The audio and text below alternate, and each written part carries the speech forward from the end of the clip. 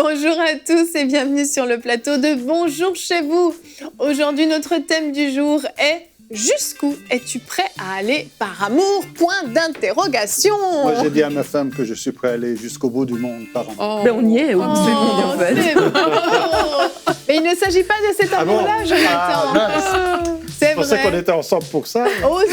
Aussi. C'est vrai que par amour pour notre mari ou notre épouse, on est prêt à tout, ou pour nos enfants éventuellement. Ouais. Mais par amour pour ceux qui sont perdus, pour ceux qui souffrent, pour ceux qui manquent de tout, jusqu'où on est prêt à aller, là, c'est un peu plus difficile. Ça demande une certaine mort à soi, un certain abandon de sa volonté.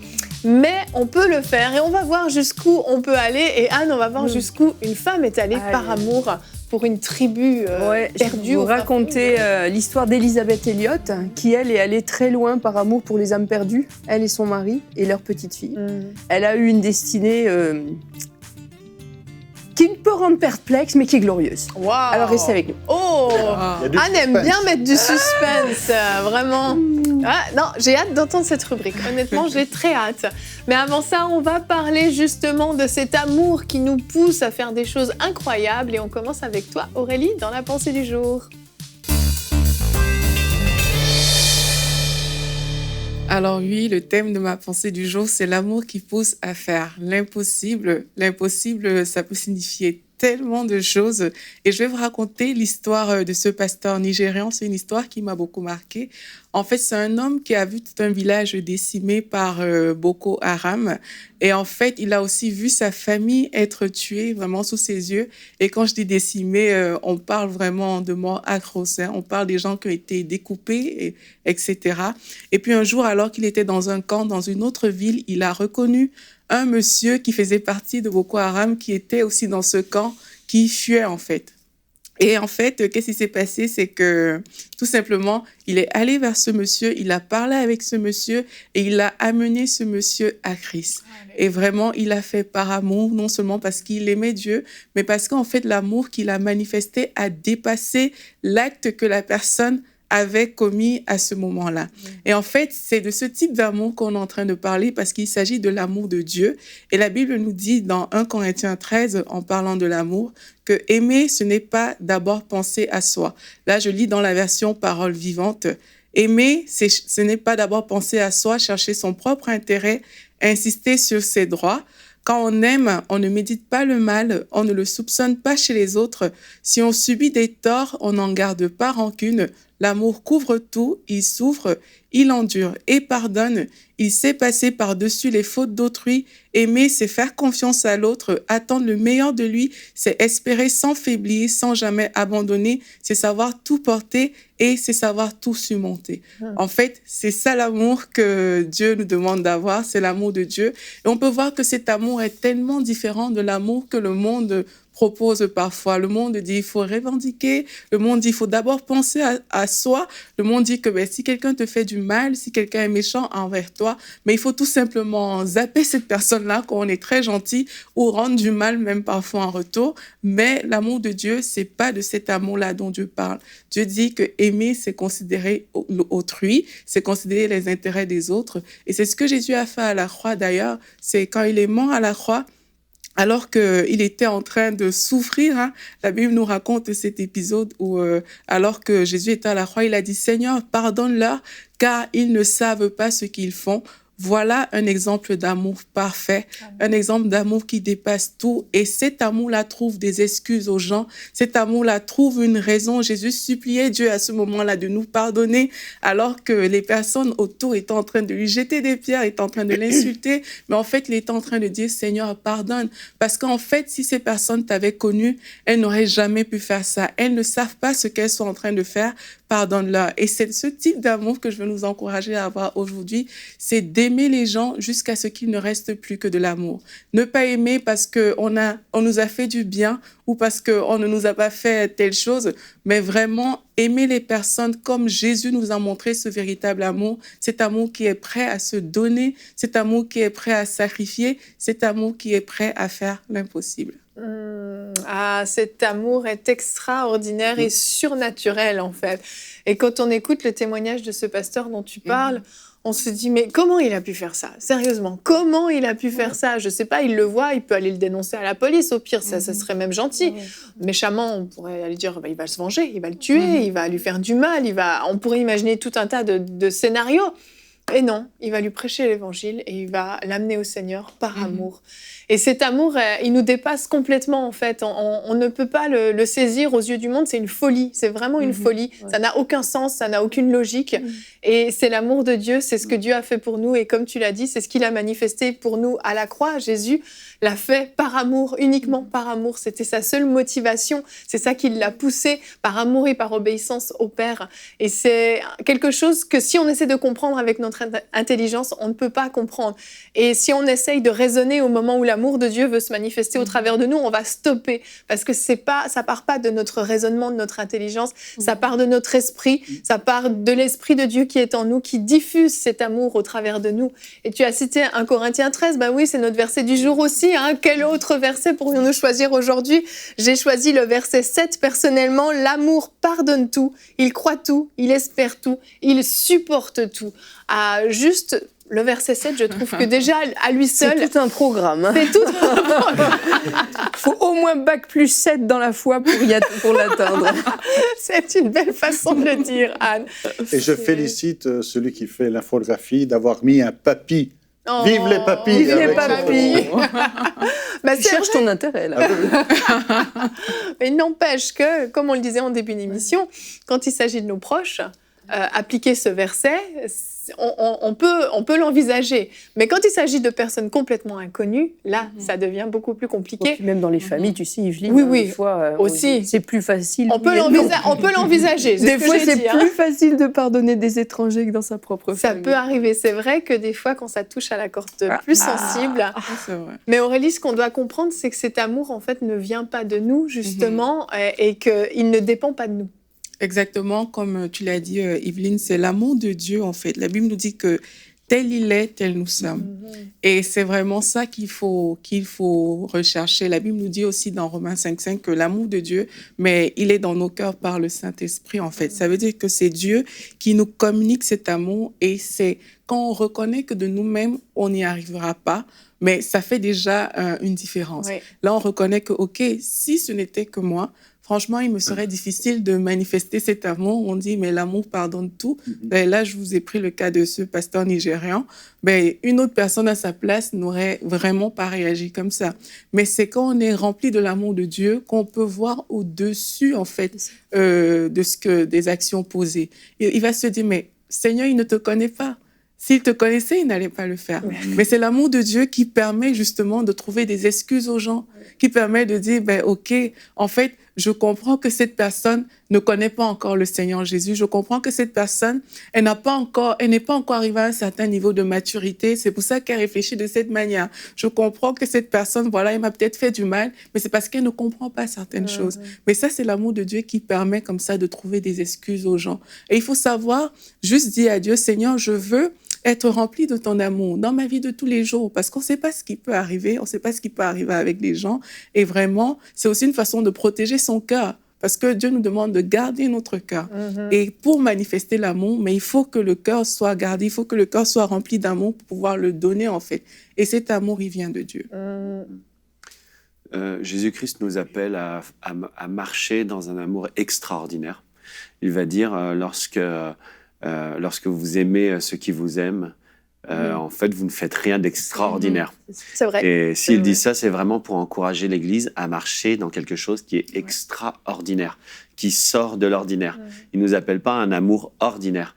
Il nous appelle à un amour qui est extraordinaire, qui est hors de ce que l'homme charnel ou naturel peut faire. Il nous appelle à marcher dans l'amour surnaturel. Et il y a quelque chose qui est qui est assez fou, en fait, c'est que on est là, on a cette recommandation, même ce commandement du Seigneur de marcher dans l'amour. Et souvent, par exemple, je vais prendre un exemple. Si on a un problème de cafetière, Oui, tout à fait. C'est sérieux, ça. c'est très sérieux. Et en vrai, quelqu'un qui a un problème de cafetière, je suis sûr que ça parle à quelqu'un. Beaucoup d'empathie, là. Il va tout faire pour trouver sa cafetière. Il va tout faire pour remplacer sa cafetière qui est cassée. Sauf que Dieu... Non, mais en vrai, tu vas voir où je vais en venir. C'est qu'on est capable de prendre du temps, de l'énergie pour des choses qui sont futiles, pour des choses qui ne servent absolument à rien. Ouais.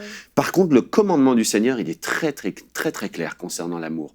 Donc, si on en manque, si on n'est pas capable de marcher dans l'amour extraordinaire, et je le dis pour moi-même, c'est le temps de prendre du temps à part, c'est le temps de se consacrer à l'amour divin. C'est le temps de grandir dans cet amour pour pouvoir faire l'impossible, pour pouvoir marcher dans un amour extraordinaire, pour pouvoir faire les choses que Dieu fait, parce que lorsque Jésus-Christ allait de lieu en lieu faisant du bien, il marchait dans cet amour. C'était par amour qu'il le faisait. Et il nous appelle à fonctionner exactement dans ce même amour. Et il dit même que la foi est agissante par l'amour. Donc même si on veut marcher dans la foi, on fait erreur en marchant dans la foi sans l'amour.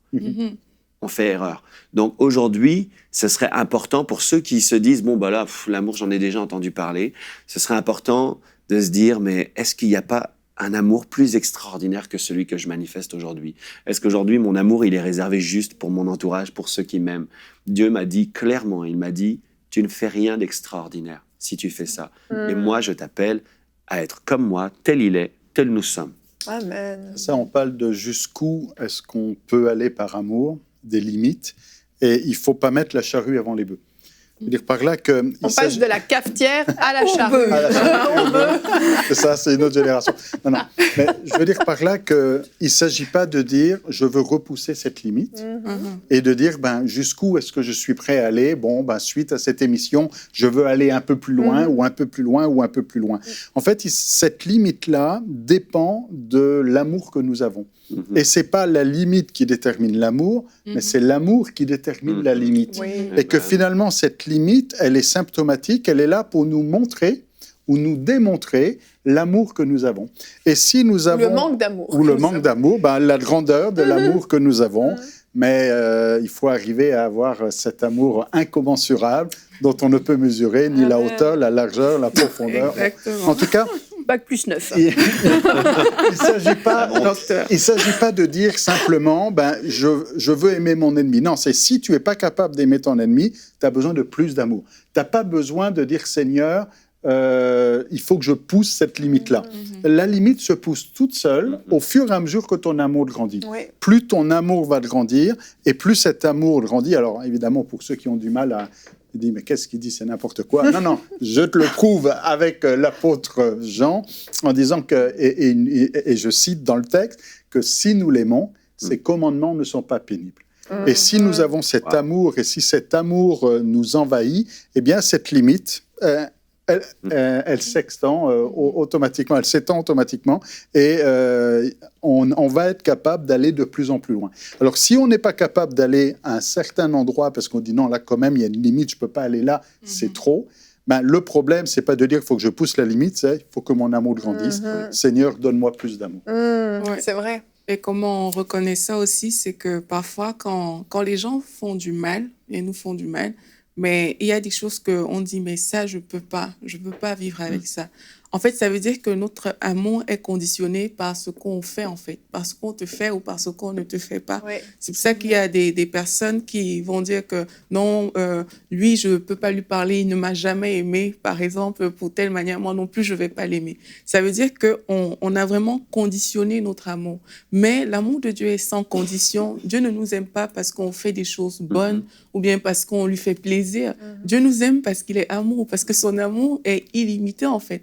C'est que la dose d'amour qu'il en lui est tellement immense qu'il en a pour toute la terre. Et c'est avec cette façon que nous, on doit aimer. L'amour ne dépend pas de ce que quelqu'un m'a fait de bien ou de mal.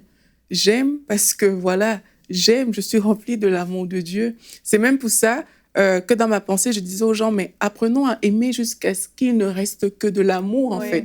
Lorsqu'il n'y a plus les actions, là où ce n'est plus à cause d'une action que je t'aime, là où ce n'est plus parce que tu as fait quelque chose de bien que je t'aime, mais juste parce que je t'aime, parce que mon cœur est rempli de l'amour de Dieu. Ça, c'est une école par laquelle nous tous, on doit passer. Et je pense qu'une façon pour faire grandir cet amour, c'est d'aimer plus Dieu, en fait. Parce que plus on va aimer Dieu, plus l'amour de Dieu va grandir en nous, parce qu'on est de plus en plus proche de lui, on fait de plus en plus un avec lui. Parce que ce qu'il faut comprendre, c'est que c'est pas par notre propre effort, nos propres forces qu'on va aimer plus. On peut faire des efforts, hein. On peut décider d'aller aider la veuve et l'orphelin, on peut décider de tout quitter, même pour de faire partie d'une œuvre humanitaire. Mais il faut le faire par amour, parce que si je donnerais mon corps pour être livré... C'est exactement ça, c'est que justement la motivation, d'où vient-elle? Est-ce que c'est pour se donner bonne conscience ou est-ce que c'est par amour?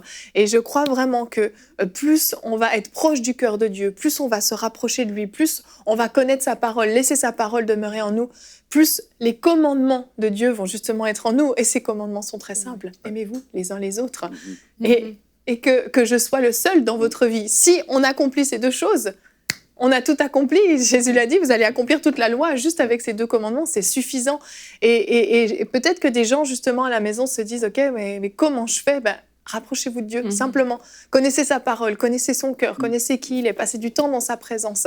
Et automatiquement, vous allez être imprégné de plus en plus de son amour. Et plus vous allez faire taire les désirs de votre chair, vos propres désirs personnels, plus votre esprit va prendre de la place. Et c'est là que l'amour de Dieu a été déversé dans votre esprit, dans notre esprit. Et c'est là que ça va de plus en plus se manifester. C'est presque mathématique, en fait, hein. On se remplit, plus on se remplit, plus on enlève nos propres désirs. Et plus on découvre même l'amour que Dieu a pour nous aussi, ça nous fait aimer davantage les autres. Parce que parfois, quand on réalise que Dieu nous aime tellement, mais là, on est plus prompt à passer outre certaines choses qu'on peut voir. Quand on réalise que Dieu, il a quitté le ciel, en fait. Jésus a délaissé sa place au ciel pour venir sur la terre. Et la terre, par rapport au ciel, c'est quoi? C'est quasi une poubelle là, par rapport à ce qu'il sait. Il a délaissé tout ça et puis il est venu. Et puis là, je te dis, mais moi, non, je campe sur mes positions, je ne veux pas faire ci, je ne veux pas faire ça. Se rapprocher de Dieu, comme tu dis, ça nous aide aussi à ouvrir les yeux sur le fait qu'en fait, Dieu nous aime tellement que nous, on ne peut que donner ce qu'on a reçu. Exact. On va maintenant se laisser inspirer par une femme, Elisabeth Elliot. On va découvrir son histoire dans la rubrique Flashback.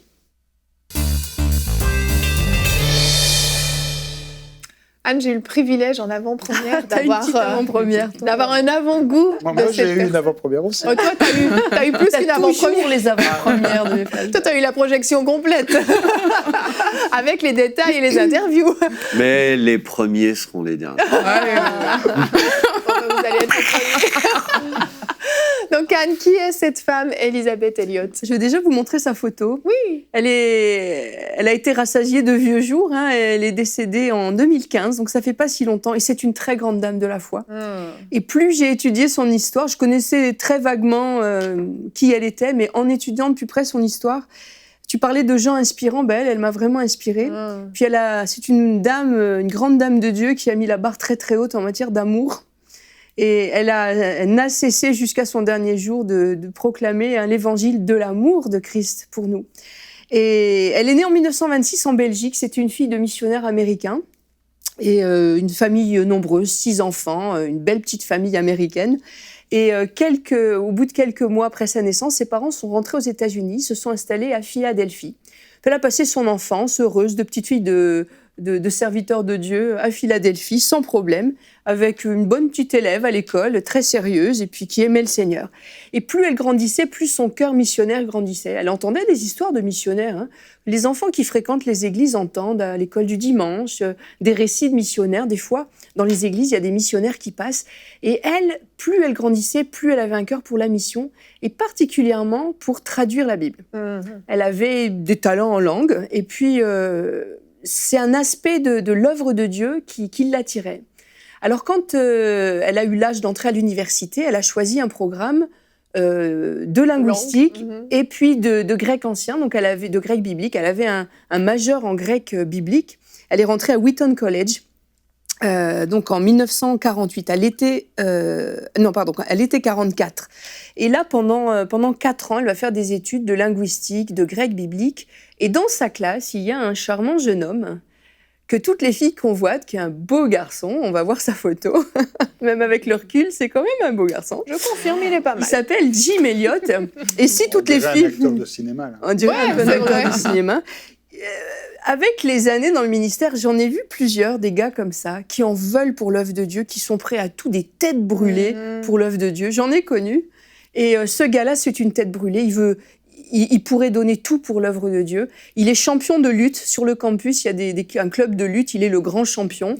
Et il est tellement prêt à aller loin pour l'œuvre de Dieu qu'il avait dit « Seigneur, je ne veux que rien me distrait de ma formation pour toi. » Et donc, interdiction pour lui, il était interdit à lui-même de fréquenter les filles.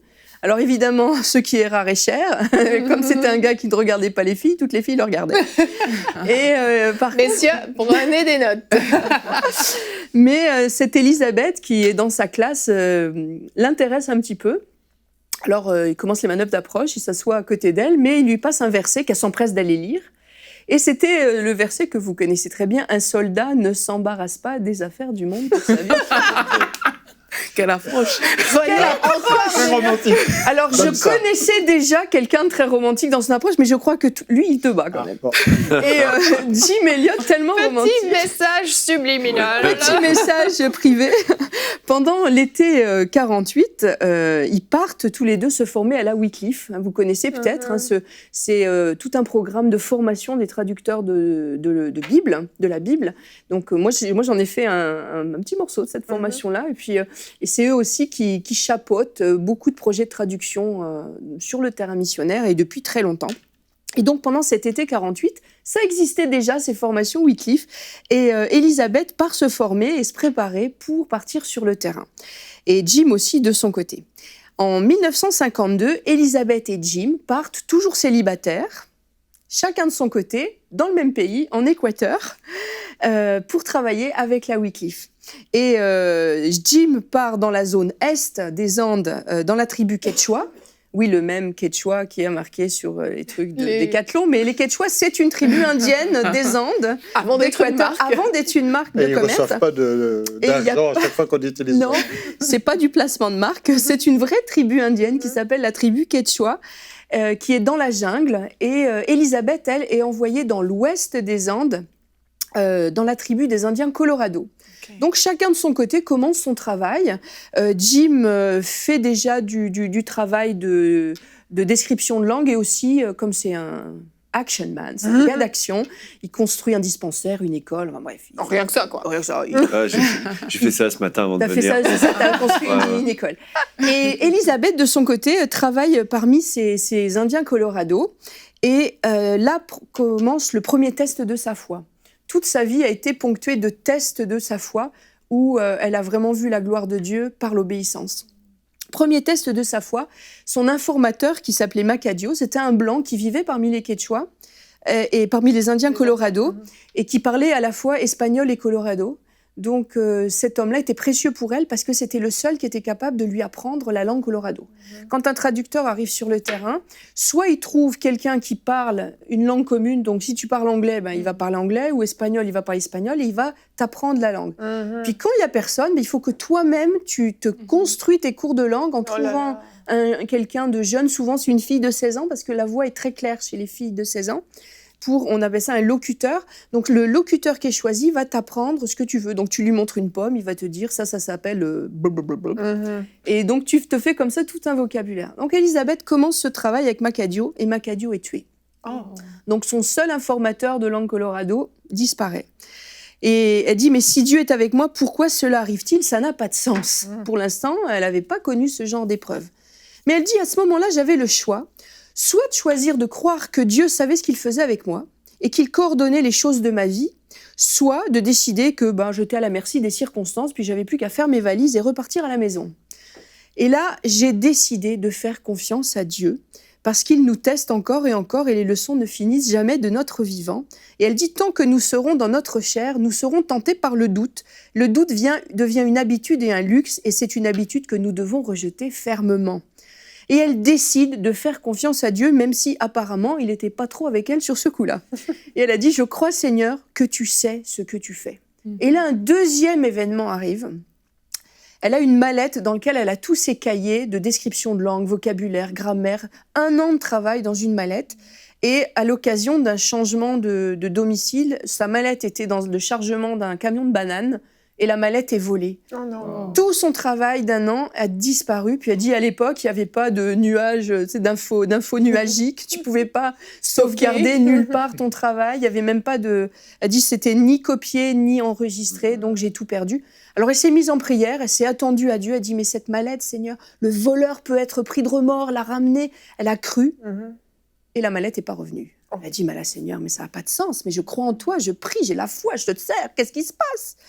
Et là, elle dit, il y a Romains 8, 28 qui est revenu à sa mémoire et qui, pour elle, a été comme un fil rouge tout au long de sa vie de service pour Dieu. Et vous le connaissez, c'est du reste, nous savons que tout contribue au bien de ceux qui aiment Dieu, de ceux qui sont appelés conformément à son plan. Ça, c'est la version second 21, vous connaissez peut-être dans d'autres versions. Hein, et la force, il y a vraiment une force dans le fait de faire confiance à Dieu et de croire que toute chose concourt à mon bien. Quoi qu'il arrive, Dieu fera sortir le meilleur de ma situation, si je lui obéis et que je lui suis fidèle. Puis simultanément, mais ça elle le savait pas, Jim dans sa tribu Quechua. Il y en a qui suivent. Hein. Ouais, moi, je suis au taquet, moi. C'est au bord de l'Amazone. La tribu dans laquelle il travaille est au bord de l'Amazone et il y a de graves inondations qui emportent tout. Donc tout son travail, à lui aussi, est emporté dans une inondation. Plus de dispensaire, plus d'école, plus de... Tout son travail s'envole, et plutôt s'en va avec les flots. Et l'histoire s'arrête là. Et les deux sont dépouillés. Sauf prochaine. que Dieu fait concourir toute chose à notre bien. Les deux rentrent à Quito, la capitale de l'Équateur. J'imagine au centre de la Wycliffe, hein, leur quartier général. Et là, ils se souviennent que ils s'intéressaient l'un à l'autre quand même à l'école. Et ils décident de se marier. Au bout de 5 ans quand même, 5 ans et demi d'attente, ils se marient. Enfin, ils se fiancent d'abord et ils se marient. Ils se marient en 53. Elisabeth et Jim, qu'on voit sur cette photo, se marient. Au cours d'un des camps de formation de la Wycliffe, Jim avait rencontré un missionnaire qui avait travaillé longtemps en Équateur, dans des tribus quechua justement, et qui connaissait une tribu qui n'avait jamais entendu parler de Jésus. Une tribu où personne ne voulait aller, qui s'appelait les Waudonis. Et les Quechua les appelaient les Indiens, les Aokas, ça voulait dire sauvages en langue quechua, parce que c'était des gens qui tuaient tous les étrangers qui croisaient leur route, qui ne sortaient jamais de leur village, et qui avaient déjà été célèbres dans l'actualité quelque temps auparavant, parce qu'ils avaient tué toute une équipe de la compagnie Shell, la pétrolière Shell, qui avait croisé leur chemin. Donc c'était des gens vraiment des Aokas, des sauvages, des gens cruels. Donc, personne ne voulait aller leur annoncer l'évangile et les motivations étaient peu fréquentes. Mais Jim est une tête brûlée, champion de lutte. Et il est devant la face de Dieu, il dit « Mais Seigneur, si tu veux que j'y aille, j'irai. » Et en février 52, donc il n'est pas encore marié, là, c'est quelques temps avant de se marier, il part s'installer dans la jungle pour rejoindre cette tribu. Alors, il commence à apprendre, évidemment, il a appris l'espagnol et puis il a appris le quechua. Et là, il se dit, bon, après son mariage avec Elisabeth, une petite fille est née en février 55 d'ailleurs, une petite fille qui s'appelait Valérie, il se dit, Seigneur, comment je vais aller dans cette tribu? Alors, est-ce que je vais y aller peut-être en canot? Alors, les premiers plans, c'est de partir avec Elisabeth et le bébé en canot pour rejoindre cette tribu. Il n'y a pas de route, on est en plein milieu de nulle part dans la jungle. Donc, il commence à faire ce plan-là, mais il sent qu'il n'y a pas l'approbation de Dieu sur ce plan-là. Je rappelle qu'ils vont dans une tribu extrêmement sauvage, avec une femme et un bébé. C'est peut-être pas la meilleure idée. Finalement, il décide de partir avec 4 autres missionnaires de la Wycliffe et de MAF. Donc, 5 gars qui partent, 5 jeunes gars qui partent en avion, déjà reconnaître les lieux. Et ils commencent par faire des survols de la zone. Parce qu'il n'y a aucun endroit où se poser, hein, c'est de la forêt. À part l'eau, mais ils n'ont pas un hydravion, donc où veux-tu te poser? Donc, ils commencent par larguer des cadeaux pour déjà un petit peu faire des manœuvres d'approche. Et puis, ça marche, ça a l'air de marcher. Même à un moment donné, ils ont un porte-voix, puis ils commencent à envoyer quelques messages qu'ils ont réussi à... Je sais que Rachel, la sœur du pilote de l'avion, connaissait un peu de la langue Oka, et donc elle avait donné des petits messages à dire dans le porte-voix. Donc ils commencent à faire des manœuvres d'approche, et Nate, donc le pilote de l'avion, repère un banc de sable sur l'Amazone où il va pouvoir poser l'avion. Alors ils décident, les 5 gars, de finalement aller poser pied à terre. Ils se posent sur le banc de sable, et là, il y a 3 éclaireurs du peuple Aokaz qui s'approchent, 2 femmes, 1 homme. Ils sont pas trop agressifs, commencent avec des gestes à entrer en contact, et pour se mettre dans leur bonne, ils prennent Georges, ils le surnomment Georges, mais en fait son nom, alors, je ne sais pas si je vais être capable de vous le dire, c'est Nain Kiwi. Okay. Donc Nain Kiwi, qu'ils ont surnommé Georges, ils le prennent dans l'avion, lui font faire un tour en avion pour lui montrer, et puis pour faire ami. Et ils se disent, ça part bien, on commence à avoir des contacts sympas, donc ils repartent à leur base Wycliffe et se préparent à revenir pour de bon travailler dans cette tribu. Mais entre-temps, ce Georges, ce fameux Nain Kiwi, fait un mauvais rapport à sa tribu. Et au lieu de dire qu'ils ont été amicaux, il donne il les trahit quelque part, il donne un faux rapport et leur présente les choses de manière très négative et parle mal des intentions des missionnaires. Et les 5 gars, quand ils reviennent, bien intentionnés, ils sont accueillis par un comité d'accueil qu'on va voir d'ailleurs. 10 guerriers, enfin c'en est d'autres, mais 10 guerriers comme ça, qui les accueillent et qui n'attendent même pas d'explication, ils les transpercent de lances et ils les tuent là, sur le bord de l'Amazone. Et là, Élisabeth est avec sa petite fille sur la base missionnaire et elle entend à la radio que tous y sont passés. En fait, pendant plusieurs jours, ils ne donnaient pas de nouvelles, donc il y a un groupe d'éclaireurs qui est parti à leur recherche. Et ils les trouvent morts. Le 8 janvier 1956, ils les retrouvent morts. Donc ça fait plusieurs jours qu'ils ont été tués au bord de l'Amazone. Et donc, c'est fini pour eux. Et Élisabeth se retrouve, ça fait 27 mois qu'elle est jeune mariée. Elle a une petite fille. Et elle est mariée depuis 27 mois, puis c'est fini. Et elle me dit, mais quel Dieu peut permettre que 5 jeunes fidèles serviteurs soient transpercés de lances sans intervenir? Et elle dit, mais je me suis souvenue des histoires de Daniel dans la gueule du lion, de Shadrach, Mishak et Abednego que le Seigneur avait délivrés dans la fournaise. Mais je me suis aussi souvenue que c'était le Dieu de Jean-Baptiste qui s'était fait trancher la tête.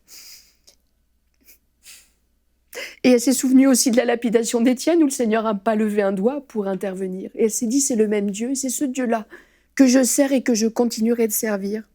Et elle s'est souvenue de ce verset d'Ésaïe 43:2 qui dit « Si tu traverses les eaux, je serai avec toi. » Et elle persévère, elle dit « Seigneur, tu étais avec Daniel dans la fosse aux lions et tu seras avec moi dans toutes les choses que je vais traverser. » Se souvenant encore de Romains 8:28, « Toutes choses concourent au bien de ceux qui aiment Dieu et qui sont appelés selon son dessein. » Elle a sa petite fille donc de 10 mois, elle est sonnée par la tragédie, on la voit là en photo. Elle repart chez ses parents quelques mois dans le New Jersey. Et là, le Seigneur travaille son cœur.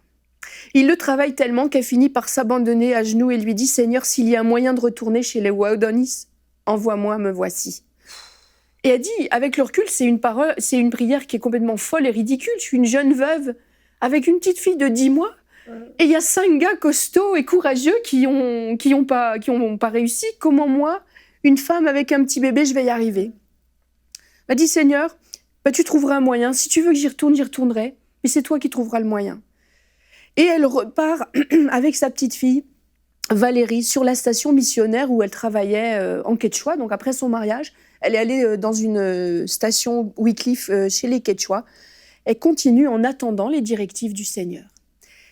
En 1957, c'est juste 1 an et demi après la mort des gars, un missionnaire l'appelle sur la radio et lui dit qu'il doit partir quelques jours et qu'il aimerait bien qu'il vienne tenir compagnie à sa femme parce qu'elle est toute seule dans la jungle et elle n'est pas très rassurée.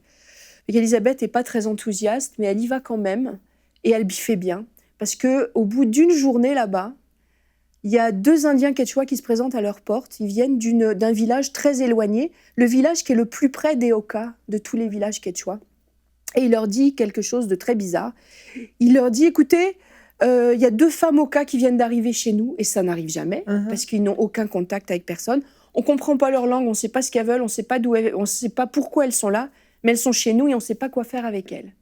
Alors elle a 5 minutes pour faire son choix. Il est midi, ils ont 6 heures de marche dans la jungle avant que la nuit tombe. Elle prie, elle dit « Seigneur, qu'est-ce que je fais? Est-ce que tu veux que j'y aille? Est-ce que tu veux pas que j'y aille ?» Et elle a une confirmation de Dieu, vas-y. Wow. Alors elle part, 6 heures de marche dans la jungle et elle rejoint donc ce village Quechua où elle trouve ces 2 femmes Auca. Et les 2 femmes acceptent, alors pour faire une histoire courte, elles acceptent de la suivre et elle les ramène. Et pendant 9 mois, elle va apprendre la langue Wao, donc la langue des Aucas, avec ces 2 femmes. Et même pendant ce temps-là, donc le 8 octobre 58, pour l'anniversaire des 50 mariages, elle part avec sa petite fille, avec Rachel, la sœur du pilote de l'avion. Donc Valérie, elle a 3 ans et demi. Ils partent avec Dayuma, une des 2 femmes, Aucas, dans la tribu pour rejoindre les Aucas. Wow. Et là, on va les voir peut-être chez les Aucas. Elle va apprendre la petite immédiatement la langue. La maman va être là pendant 5 ans avec Rachel, la femme de Nate Saint, et la petite Valérie. Ils vont apprendre l'Auca et elle va faire le premier travail de description de la langue Auca, tout en témoignant de l'amour de Jésus-Christ. Wow. Sans dire qui elle est, sans dire qui elles sont, parce que Rachel est la sœur de Nate. Elle leur dit pas. C'est Dayuma, donc la femme Auca, qui fait l'intermédiaire et qui permet. Donc elles vivent là pendant 5 ans sans rien dire.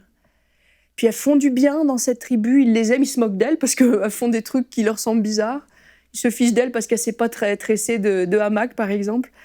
Mais le miracle se produit. Au bout de 5 ans, elle sent que c'est le temps de dire. Un homme lui dit « Mais pourquoi vous faites tout ça pour nous ?» Et elle répond « Mais c'est par amour, pour vous montrer l'amour de Jésus-Christ. Nous sommes, Rachel et moi je suis l'épouse et Rachel est la sœur d'un des hommes que vous avez tué, ça fait 7 ans maintenant. » Ils sont tellement touchés que la plupart du village se convertit et même un des guerriers qui a tué les gars finit par être pasteur dans cette tribu et a témoigné plus tard du retournement d'amour.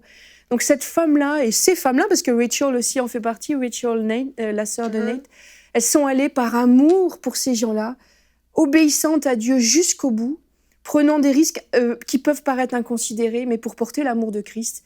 Et Christ a fait vraiment porter un fruit énorme à leur travail. Alors jusqu'où est-on prêt à aller par amour pour les âmes? Eh bien, regardez son modèle, parce que moi, ça m'émeut beaucoup. Wow. Quelle histoire incroyable. C'est tellement inspirant. Cet amour qui l'a poussé à faire ça, c'est surnaturel, vraiment. Quelle folie, en plus, d'y aller avec son enfant. Hein. Ça, et puis c'est les conséquences après. C'est tout un village sauvé, c'est des pasteurs, puis un village, puis le village d'à côté, puis d'autres villages. Super. Tout ça parce qu'une femme, c'est pas... Si cette femme aurait pu s'élire et dire « Mais Dieu, pourquoi mon mari est mort? Tu me l'as pris ?» Non, elle s'est dit « Non, ça, c'est le plan de l'ennemi. Dieu aime ces gens. » Elle n'a pas dit Dieu, que la foudre tombe sur eux et sur tous les guerriers qui ont tué mon mari, que la foudre tombe sur eux. Non, elle dit Seigneur, toi tu les aimes, et elle a voulu les aimer comme Dieu les a aimés, et l'amour de Dieu a changé tout un village. Il y a le père d'un des 5 gars qui ont été tués, pas le père de Jim, mais le père de, je crois, de Ed McCully, qui est allé dans la tribu avec une délégation d'hommes de son église pour les serrer dans leurs bras et leur dire qu'il leur pardonnait. Wow. C'est extraordinaire. Ouais, c'est extraordinaire. Hein. Ces 2 histoires, cette histoire, puis ce dont parlait Aurélie aussi. Et puis ce matin, en venant au studio, je pensais à ces gens. Je pensais vraiment à des personnes du Mali et qui avaient vécu les histoires avec Boko Haram. Et je pensais aussi à nos amis qui sont au Burundi, qui ont vécu des génocides, qui ont vécu des tragédies comme ça. Et je crois aujourd'hui que ça parle particulièrement à nos amis qui nous suivent, dans ces pays qui nous suivent et qui reçoivent aujourd'hui une dose d'amour qui triomphe. L'amour qui triomphe sur la colère, l'amour qui triomphe sur le manque de pardon, l'amour qui triomphe sur la méchanceté, l'amour qui triomphe, et certainement l'amour triomphe. Vraiment, l'amour triomphe. C'est merveilleux de voir ce témoignage. C'est tellement merveilleux. Amen. Ne négligeons surtout pas les fruits de l'amour parfait, l'amour de 1 Corinthiens 13, qui pardonne tout, qui supporte tout, qui croit tout. cet amour-là porte du fruit forcément. Et on l'a vu avec Elisabeth Elliot, mais il y a plein d'autres histoires, comme tu le disais Aurélie, Gwen, il y a plein d'autres histoires comme ça. Cet amour-là n'est pas là pour rien, il n'est pas là juste pour faire beau, pour donner une bonne image, il est là pour porter des fruits, pour aller plus loin.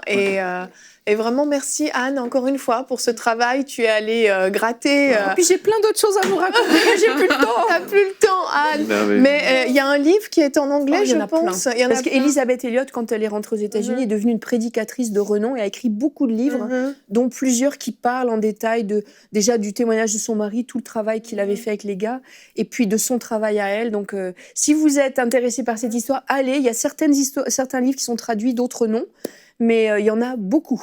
Puis c'est une très bonne enseignante. J'ai écouté des prédications d'elle. Elle est remarquable. C'est une femme très inspirante. Merci Anne. Donc si vous voulez en savoir plus, notre ami Google pourra vous renseigner. Nous allons nous retrouver demain. Notre thème sera l'honnêteté, une valeur inestimable aux yeux de Dieu. Nous allons voir l'importance d'être une personne honnête. Et nous aurons également notre quiz que vous appréciez tant. Donc on se retrouve demain. Soyez remplis à déborder de l'amour de Dieu. Et bonjour chez vous.